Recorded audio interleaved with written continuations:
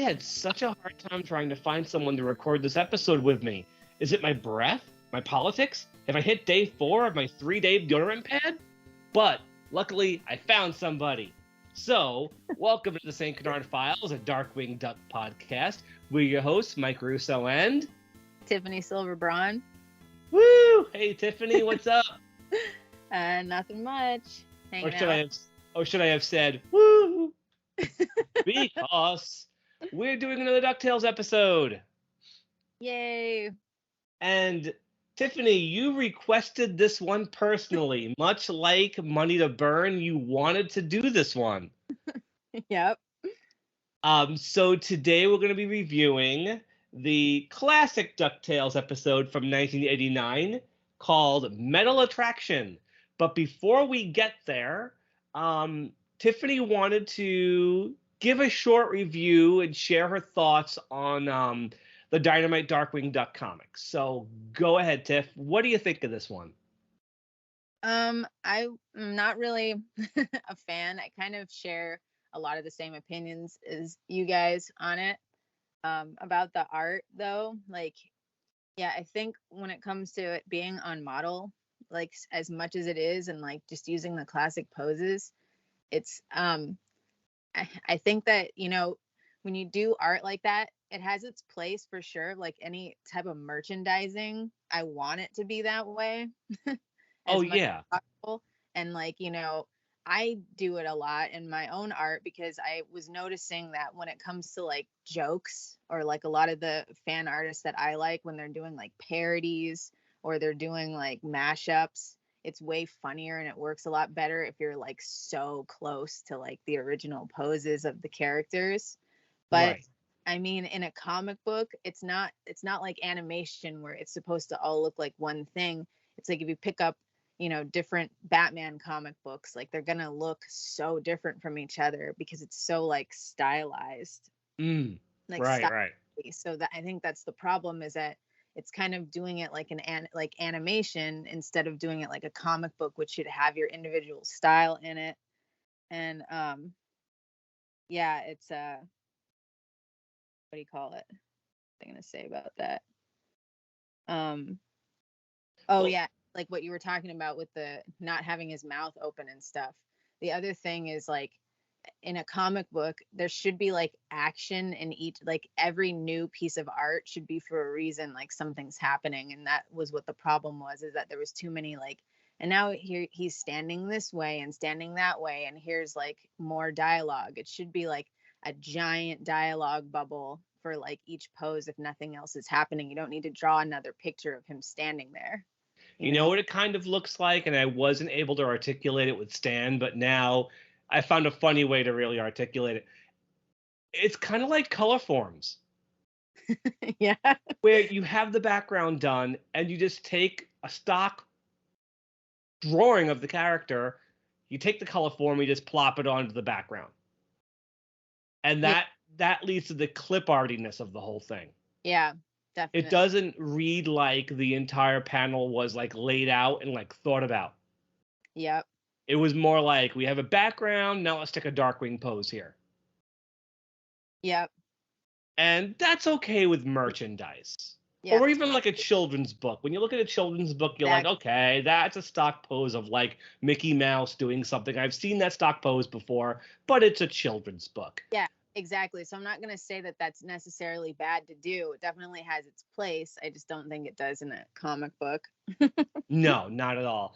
And it's funny. Yeah, now I'm going to have the color form analogy stuck in my head.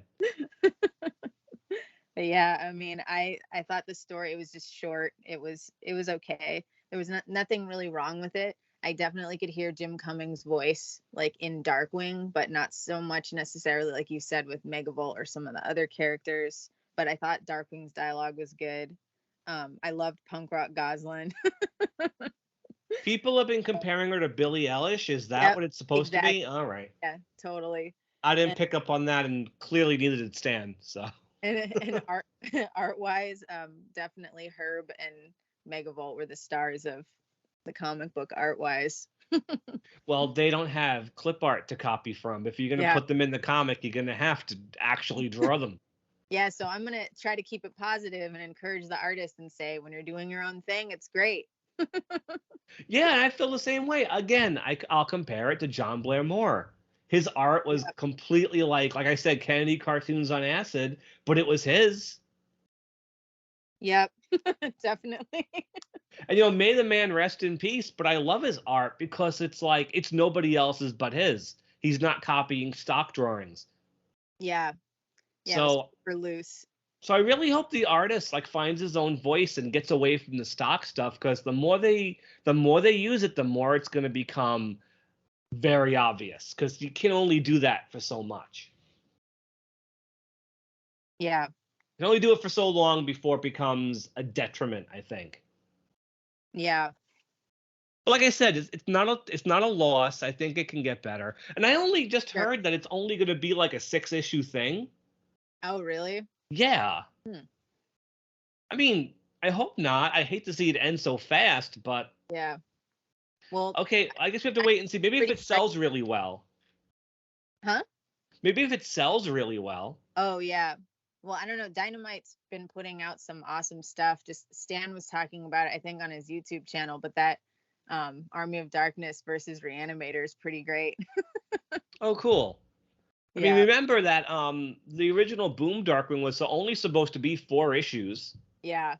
and by issue 2, it was like, nope, this is an ongoing thing. Yeah. So maybe if it's selling as well as Stan told me it is, maybe it's gonna be just fine. We'll have to wait Oh, and see.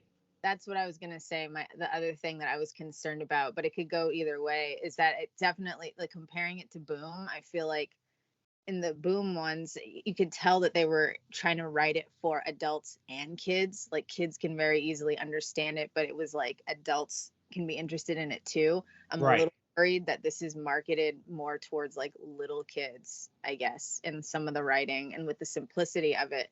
But I mean, it's so early. We'll see. Yeah, we're not, even if it is, I guess in the end, it might just be something we'll have to get over. Yeah. I mean, as much as I don't want to, maybe we're just gonna have to get over it. If kids discover Darkwing this way, Yeah. I guess that's not a bad Great. thing, is it? Totally.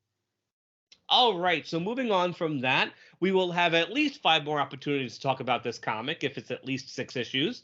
So let's move on to today's episode. We are talking about the DuckTales episode, Metal Attraction. Tiffany, why did you want to pick this one of all DuckTales episodes? I just really loved this one as a kid. I liked anything with robots in it. That's why I really liked Money to Burn. I really love Armstrong, which is definitely a way better episode than this, but I definitely loved this one. Well, we will definitely tackle Armstrong at some point. I had said to Stan, the last record, that I definitely want to hit like the big launchpad stories, and Armstrong Yeah. is a launchpad story. Yeah. And this one was an option for you because it's a big Gizmoduck story. We are not going to do random DuckTales episodes. It has to tie into Darkwing somehow. And this one does because there's a lot of Gizmoduck in it. It's a Gizmoduck heavy story. I like this one too. I don't think it's a great episode, but it's definitely enjoyable and it's very, very odd. Yeah. So, Metal Attraction, that title is super obvious. Yeah. Fatal What it? Attraction. Yeah, Fatal Attraction. This one aired November 2nd, 1989. So we're a little bit less than a year away from the Disney afternoon. The writers were David Weimer's Ken Kuntz and Alan Burnett. We all know Alan Burnett. He went on to do some great stuff with DC and Warner's. That kind of all the Batman shows, Justice League, and all of that. Other episodes he worked on, because we talked about Weimer's and Kuntz already. They did like 26 DuckTales episodes. They're like some of the most prolific DuckTales writers. Burnett only worked on this season. He did Allowance Day, My Mother the Psychic, A Case of Mistaken Secret Identity, which we are going to tackle, The Unbreakable Bin, another one I want to do, Attack of the 50-Foot Webby, which we are not going to do, the Golden Goose, and he also wrote the DuckTales movie. I love the Golden Goose. I mean, there's no Gizmoduck in it, but who knows? Maybe we'll splurge and just do a whole bunch of random DuckTales stuff. I mean, there's a podcast I listen to. It's called the Animaniacast, and they were supposed to just be Animaniacs, but they've been done for years. Now they do Tiny Toons and Pinky and the Brain and Freakazoid and whatever. So what's stopping us from just doing DuckTales and other stuff, right? Yeah. But for now, I here hope is we don't Metal. ever get to Quack Pack. I don't think we're ever going to get to Quack Pack. Let's stick to the classic stuff. Yeah. Let's stick to the classic stuff. Okay, so Metal Attraction. How does this episode start, Tiff? It starts with Gyro and Scrooge, and they're canning Scrooge's money. And Gyro is talking about how he has now mastered time travel, space travel, country twanging toast timers, and he doesn't know what's next for him. If you haven't seen Super DuckTales, you'd wonder what the hell a country twanging toast timer is. Yeah. Also, really, you'd also be wondering why they're in Scrooge's money cellar canning money. Yeah. I mean, this is the first time they've done something like this. I think in the episode, it's Beaglemania. He's in the same place, literally laundering money. Duckworth says, "You're the only person I know who can legally launder money."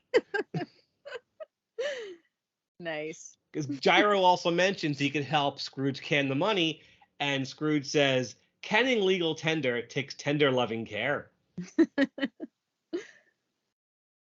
Okay, so Gyro's trying to figure out what new frontier to conquer when who barges in? Tootsie and all of the kids, including Bubba. This is a rarity. In fact, it's the only time Bubba and Tootsie appear in the same episode as Fenton and Gizmoduck. The only time. And Frank Welker's not even in the cast, so he doesn't actually voice anybody, as far as I remember. Yeah. Bubba's completely silent. They've accepted the fact that he's a completely useless character now. So they all come barging in, including Webby. Did you notice one of the nephews is wearing like Donald Duck's Navy sailor suit? No, I didn't. And we get an unfortunate occurrence, which is very common in the season, of a fat joke against Mrs. Beakley. And not only a fat joke, but she seems upset about it and super embarrassed. Yeah, because they said, "Why is that dinosaur wearing my dress?" And one of the kids says, "It's the only thing in the house that'll fit." Yeah. That's Beakley. There's and this continues in later episodes. There's one where Scrooge tells someone he'd have a better chance of wrestling Mrs. Beakley away from a starving cannibal. Yeah. And in Scrooge's last adventure, he says to her, "Have I ever told you what a good cook you are?" She's like, "No, you told me the way I look, I must enjoy my cooking." Oh. And this isn't the only time in this episode someone attacks her for her weight. Yeah. Me and Stan brought this up way back. I think it was the Billionaire Beagle Boys Club, where she used to be a great, like, strong character, and now she's just a fat joke. Yeah. And it's the beginning of this episode's deep dive into misogyny. That's one of the problems with this episode. We'll get to that. So what does Gyro decide to do? What's Gyro's new frontier going to be? So then you cut to him, and he's working on a robot maid named Robotica, who is very, very reminiscent of Irona from Richie Rich. I was gonna ask if that reminded you of her. We were on the exact same plane here, Tiff. Awesome.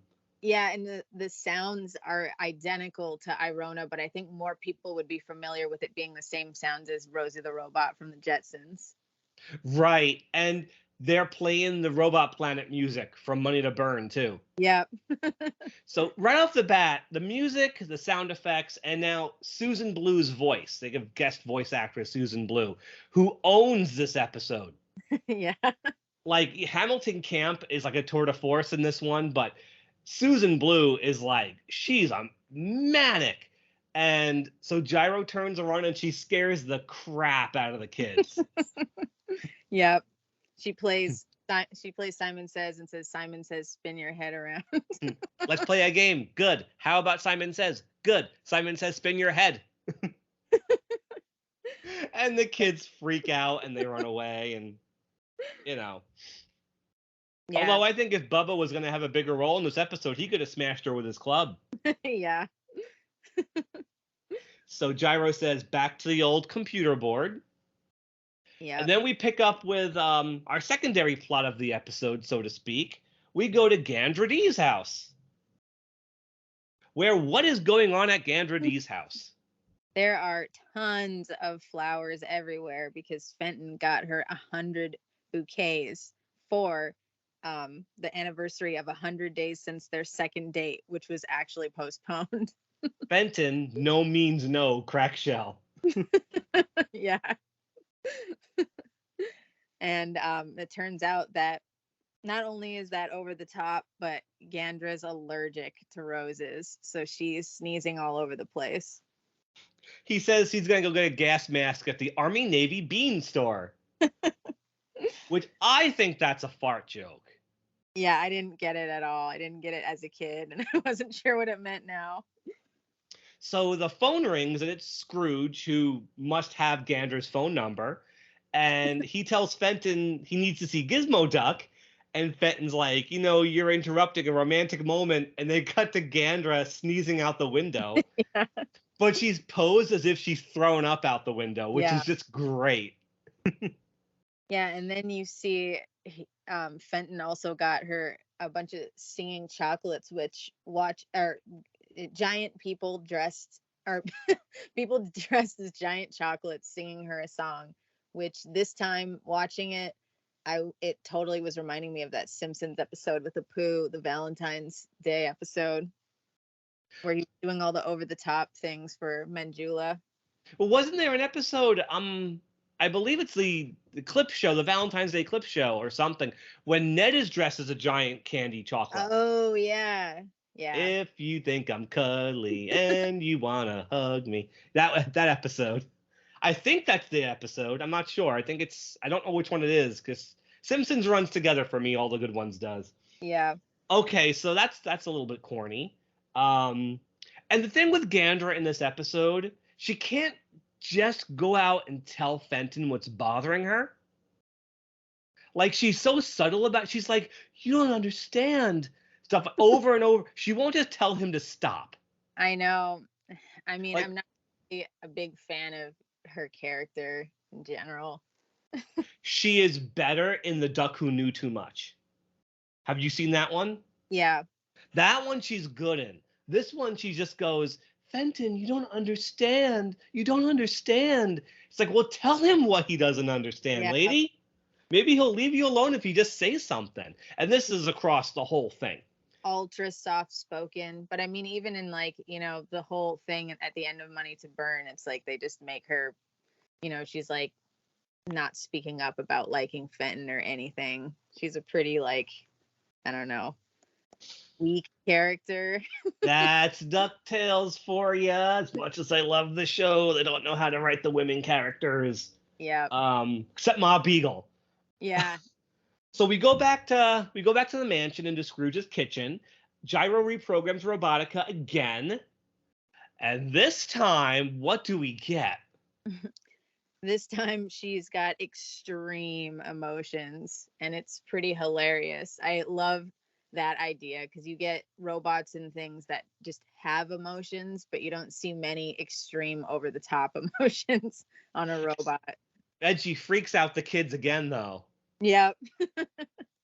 But yeah, just her facial expressions are funny, and just she's out of control.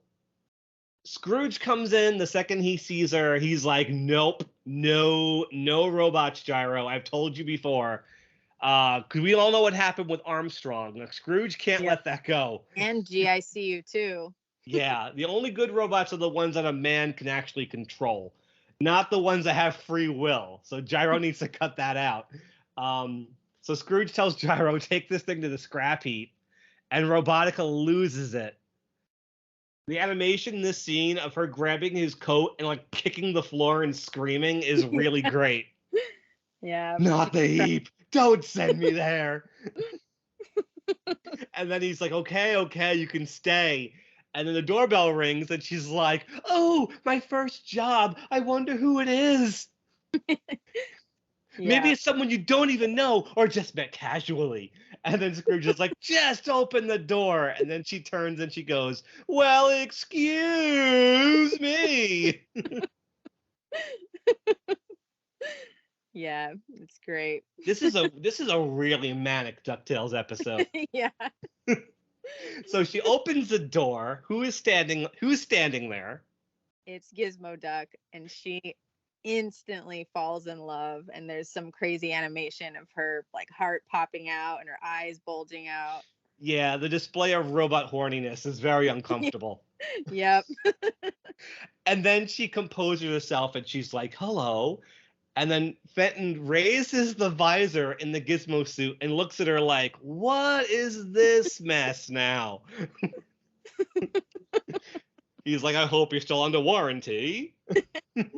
Which she somehow thinks is charming.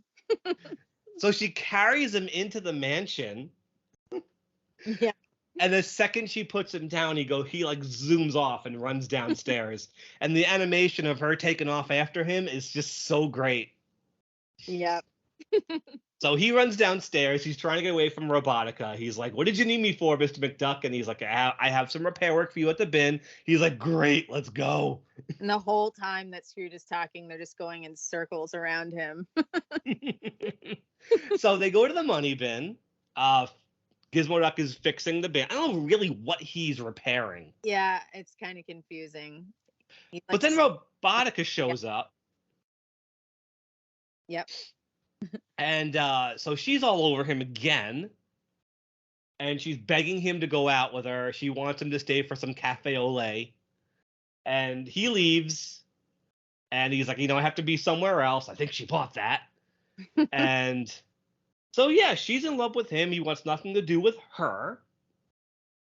And then we cut to the bean factory. So, Tiffany, what's going on at the bean factory? And by the way, I just want to say that bean factory is so depressing. I kind of like feel bad that Gandra's still working there.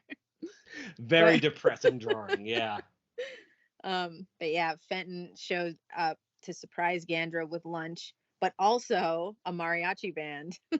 The mariachi band leader, the one who's like, 1, 2, 3, that's Hal Smith. Yeah. You can tell right away. And Gandra's like obviously really embarrassed and thinks it's over the top. But again, like you said, didn't really say anything. Yeah, because Fenton's like walking behind her. He's like, "What is it? My breath? My politics? Have I hit day 3 of my 4-day deodorant pad?" and she just goes, "You don't understand." Like, yeah. Tell him. Talk to him. You don't understand. Yeah, just like that. But this romantic scene is broken up when she spots R and G written on the side of the money bin. Yeah. So. And Fenton freaks out. Not the money bin! And he goes to the bin dressed as Gizmoduck. He's not even disguising his voice. Yeah. And he cleans off the mess that she wrote on there, but then she gets all over him and wraps her arms around him. And she is like writhing. Like she crosses a TVY line here. Yeah. And even he says, "Lady, please, kids are watching this." And you get a rim shot. Don't like the rim shot, though. I get the joke. Yeah. Because this is a little over the top for DuckTales. Like, this is extremely, extremely randy. Yeah. So he agrees, finally. He agrees. I'll go. And she leaves. And then he goes, "Where am I supposed to take her to dinner? Tune-Up Masters?" I love that line. Yeah. Okay, so we get a new location. It's the Econo Lube and Perm Boutique, which is a salon / garage. Yeah, which is really convenient that exists for this plot point. So what's happening here? So Gandra and Robotica are there getting fixed up for their dates. And then the episode indulges in a 15-second Palmolive parody. Yeah, about Like dial tone hands. like the kind of thing like Animaniacs would do. Like DuckTales, this is out of left field for DuckTales. But instead of like the Palmolive dishwashing liquid, it's what is it, like Pennzoil, like something like that, right? Yeah. And she's complaining about having dial tone hands. She's like, "You need Pennzoil. You're soaking in it." And that's the catchphrase from those old Palmolive commercials. Yep. I get it now as an adult. As a kid, I was like, "What's this?" Yeah, same here. So they start talking about their quote unquote boyfriends. How, Fenton gives her too much attention, but Robotica has to like hit Gizmoduck with a pile driver to notice him. And the woman's like, your boyfriends could learn something from each other. So this is a big uh-oh moment here. We know where this is going. Yeah, so then they decide to have a double date with Fenton and Gizmoduck. Which Fenton agrees to before he realizes what he's agreeing to. He's forgetting a lot about him being the same person as Gizmoduck in this episode. Yeah, Gandra says we're going to see Robotica and Gizmoduck. He's like, great, that sounds like fun. He hangs up the phone and he's like, wait a minute, Robotica and Gizmoduck? And the act ends with him screaming and the camera moves down his throat as he's screaming. Yeah. That's really clever. Yeah, I love that. So the second act, the entire act, takes place at Ducky Land. Which they don't say until afterwards, though, weirdly. Well, you don't get a cookie for figuring out what this is supposed to be referencing. Yeah. And it's absolutely an internal reference there. In fact, when Fenton shows up, he calls it a middle-class marketplace of mirth. Middle class in 1989, not as middle class in 2023. Yeah. Damn you, Disney. You gotta lower your prices. Yeah. So obviously, Fenton and Gizmoduck can't be there at the same time. So he's carrying the suit in a large garment bag. He's like, I have to ditch this till Gizmoduck makes his debut. Fenton, I love listening to his voice. Yeah. He stashes it in a costume warehouse, and then he has to switch back and forth. Yeah, chaos ensues now. Chaos ensues. He tells the girls, go on a ride. I'll get you some drinks. And it's a teacup ride. How does this teacup ride differ from the one at Disneyland? It's like the worst ride ever invented. It's like a bunch of actual teacups with like tea or water in them. And you're basically suspended inside of a tea bag and you're repeatedly getting dunked into these like cups of tea or water. And the tea bags they're in are not waterproof because they get wet when they come out. Yeah. So Fenton changes into the suit. And I don't know if you were really paying attention to the music, but that little saxophone number they're playing during this scene is so great. I didn't notice it this time. Next time you watch it, listen for the saxophone solo. It's really, really great. So he comes back as Gizmoduck with the drinks, and then leaves again, comes back as Fenton, but forgot to take the arm off the suit. So he's wearing the Gizmoduck arm. Yeah, this is like my favorite gag. It used to crack me up when I was a kid. So he comes back, he has the arm, and then just as an exclamation goes, "Oh, blabber and blatherskate." And then he realizes that he messed up and the suit comes flying in when he's trying to just be Fenton. And I love how the scene shows him on the bench, pans over to show Robotica and Gandra, and the bench tilts because we move back over, and now he's Gizmoduck and he's weighing down the bench. Yeah. and he says, and he goes, "Oh, look, a flying elephant." Obviously referencing Dumbo. Like, where's Fenton? The flying elephant scared him away. Which cracks me up. And then he comes back as Fenton again, but he's talking like Gizmoduck. Yeah. He's like, I'm looking for Gizmoduck, of course. What did you say? Nothing. And then he runs away again, And he's like, okay, I can't keep doing this. Being a lady killer is going to kill me. And he decides, this is when I'm going to break up with Robotica. Yep. Ugh, He that's needs not going to end. one less lady in his life. So he comes back as Gizmoduck and insinuates that he wants Gandra to go into the tunnel of love with him and Robotica. And she's like, I'm not doing that. Yeah, that's weird. Better tunnel of love scene, this episode or my Valentine Ghoul? My Valentine Ghoul for sure. That's all I was thinking about. Happy Valentine's Day, Darkwing Duck. For his sake, I hope he went for a breath mint. So Gandra goes home, because I think if I was Gandra, I'd be fed up at this point. You know, logically, I'm not Fenton Crackshell, so I think a lot more logically. Why did he even bother bringing in Gizmoduck? Couldn't he have just stood up Robotica? Yeah. Who would it have killed? Like, it wouldn't have hurt him any. Yeah. Right. So the two of them go in the tunnel of love, and yeah, he's like, she thinks he's about to propose to her. Yeah, which is super crazy. And he's like, no. And then she's like, it's another woman, isn't there? And well, I love how yes. I love how matter of fact he says Yeah. it. Yeah, well, yes. Yeah. And then we cut to the outside of the attraction. He goes flying through the facade, and I love the way he just bounces across the pavement. I think she took that well, don't you? So she's flipped a mainspring. She's sizzling and throwing off sparks, and she's lost it. Is that like a common Disney thing, having crazy tunnel of love scenes? Because there's also that Donald Duck cartoon. Oh, that one. That's the one where he pays that guy with like the suave voice to date Daisy for a while. He's like, no, anything but the tunnel of love. Yeah. And he's like, nope, I'm taking her in here. Yeah, and he just like falls for Daisy in the meantime. And doesn't that scene end? The two of them, Donald and the other guy, come out of the tunnel of love together holding hands, and they look behind them and like Daisy's pitching a fit.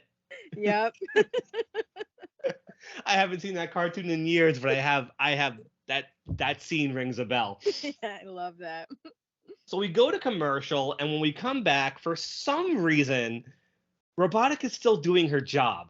She's in the mansion dusting, but violently doing her job. Knocking all the pictures all over the place. She's angry. The crazy Robot Planet music's playing again. And then what does she discover on the mantle?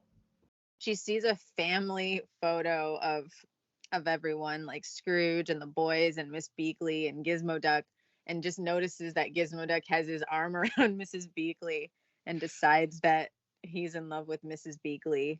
I have issues with this photo because Bubba is also there. So if this is like a McDuck family photo, number one, I don't know, where is Duckworth? One. Yeah. And wouldn't Launchpad or Gyro get precedence over Gizmoduck in a photo like that? Yeah. So it's very weird to even have him in that picture. But like you said, she gets the impression that he's dating Beakley. So she accosts Mrs. Beakley, calls her chubby chin. So there's the second fat joke. Aww. And she's like, but I don't even like him. I barely know him. Yeah, you love Gizmoduck. I barely like him. And then she's like, you better not like him or your name will be Mrs. Beakless. And she smacks around the beak. Yeah, so mean. Poor Mrs. Beakley. Yeah. She does not deserve that. She's a good woman. Yeah. I wonder what Duckworth thinks of all of this going down. Yeah. He isn't in the episode at all. You would think that a robot maid would take away some of his jobs as well. Yep. So she goes into Scrooge's home office. I always love Scrooge's little home office with the roll top desk. I love that. I love that. Yeah. Like someone should do try to map out the McDuck mansion. I'm sure it's possible. Mm-hmm. I do love this office. And she overhears him trying to call Gizmoduck, and Scrooge says he's probably over at Gandra Dee's. So that's where Robotica is headed. So Yep. what's our next scene, Tiff? So then you cut to Gandra's house and you see that Fenton is up to his old tricks and has delivered a 2-story chocolate marshmallow with aluminum siding cake. The Which delivery guy is Hal Smith again. I don't get why the aluminum siding. Because it's Ducktales and it's supposed to be silly. And Gandra is, of course, upset about it because it's way over the top. And You don't understand, Fenton. he says, "What is it? Would you prefer a cherry condominium cheesecake?" No, you don't understand, Fenton. You just don't understand. It's everything. Isn't that literally what she says? It's just everything. She does. And then she goes inside the house without him. And then Robotica shows up. She's like, "You love Gizmoduck. Ha, ha, ha." Her voice is great. And so, yeah, she ends up kidnapping Gandra. And Fenton's watching from the back door. He's like, Robotica and Gizmoduck, that cad. Wait a minute, I'm Gizmoduck. Yeah, the second time he forgets. And he gets slammed by the door. So we go back to Scrooge's money canning basement, where Fenton's trying to he goes to Scrooge for help, knocks over all his canned money.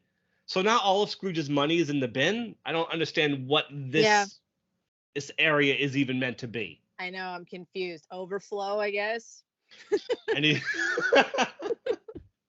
and he's like, "Don't tell me you haven't figured out your love life yet." Yeah. And an alarm on the money bin goes off, and Fenton's like, "How dare you think of your money when my love life is at stake?" And Scrooge just walks away. He goes up the stairs. He doesn't even want to dignify Fenton's stupidity. And all Fenton says is, "Sentimental fool, isn't he?" He does not read his boss very well. Yeah. Okay, so our climax, Tiffany. What is happening over at the bin? So now you see Gandra Dee tied up like classic damsel in distress, of course, in front of the money bin, and Robotika's got a giant rocket aimed, and wants to if she thinks that if she gets rid of Gandra and the money bin, then Gizmoduck won't have a job or a girlfriend, and all of his time could be spent on her. And Scrooge, Gizmoduck, and Gyro show up, and she wastes no time. She launches this thing. Yeah, right away. But it turns out to be the slowest moving missile in history. Yep. Because not only does Gizmoduck have time to get in front of the missile, Robotica has time to get between the missile and Gizmoduck. Yeah. No, Gizmo hunk! And graphically, she is blown to pieces. Yeah. You see her torso lying there. They don't show her head. I think that would be too much for the kids. Yeah. But yeah, her torso is laying there on the ground. And Gyro picks up the pieces and reassures everybody that a little spackle, a little fender polish, and she'll be good as new. Yep. And they I think it's Gandra says, "Can you make her a little less emotional this time?" Yeah, she's like, she smothers Gizmoduck the way Fenton smothers me. That's when Fenton gets it. Yeah, finally. You think Fenton smothers you? And then she's straight with it. She's able to tell Gizmoduck what she should have been telling Fenton the whole time. Yep. She's like, "But I guess he'll never learn." And Gizmoduck goes, "I think he already has, ma'am." And he says, "Fenton and I are very close. Won't you give him another chance?" So how does our episode end? So then we cut to the Econo-Lube and Perm Boutique again. And Fenton is picking up Gandra. And you see that Robotica is working on the Thunder Duck, and she's in a work jumpsuit. and And is she has a much calmer voice. Yep. And Fenton asks how she's doing. She says she loves her new job, and he asks if she's dating anyone. And she says no, but that diagnostic machine keeps making eyes at me, which I don't know. Like, I don't know if you've seen diagnostic machines for like smog or cars, but that seems kind of inappropriate. This whole episode's inappropriate. And Fenton says, "Ain't love grand?" And then they drive away in the Thunder Duck. Yep. Do they do the heart iris out again? I don't remember. The music is the same as the Money to Burn. The same outro music is there. So that's why I think maybe there was the heart. So the moral of the story is, if you are a woman and you're a little emotional, it's up to the men to break you down and build you back up as somebody else. Yeah, that scene is so like brainwashy seeming. She's like, no, not right now. It's like, oof. This is a very emblematic of a lot of shows back then, especially DuckTales, unfortunately, very misogynistic. I mean, all the writers are male, and this is kind of what you got back then. This one kind of goes a little too far, I think. Yeah. I asked Stan what he thought of this episode. He said it was a very collar tug kind of episode. I love that. He said there were no jokes and it had an anticlimactic ending. But he had never seen it before. This was I made him watch it. It was the first time he'd ever seen it.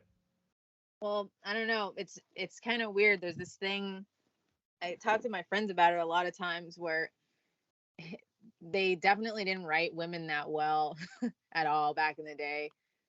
Some better than others, but there's certain things that like now you watch it and you can see like the problems in it, but then as a little girl, I didn't see it.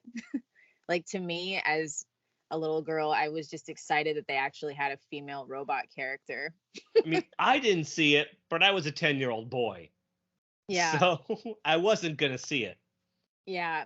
I mean, there was, I think, more so than this character, Webby made me feel bad because they were so mean to Webby. Well, especially this season, where there were 2 Webby episodes and both of them were about nobody wanting to be around her. Yep. The Good Mutters and the Attack of the 50-Foot Webby had pretty much the same plot. Nobody wants Webby around. Nobody notices her. And Webby's sad. Yeah. I mean, this is at least, you had the Armstrong episode where he's a robot and he's evil. And then you have this one where it's another robot who's evil. So it didn't, like, that's all I saw as a kid. It wasn't really like, oh, she's a girl and she's doing girly emotional things. I didn't, like, now I see it, but like, not as a little kid. Well, there's nothing under the surface with Armstrong. It's just evil robot tries to take over the world. There's a little bit more going on with this one. Yep. And it's very typical of how weird those later DuckTales episodes got. You wouldn't have found this subject matter in the first season.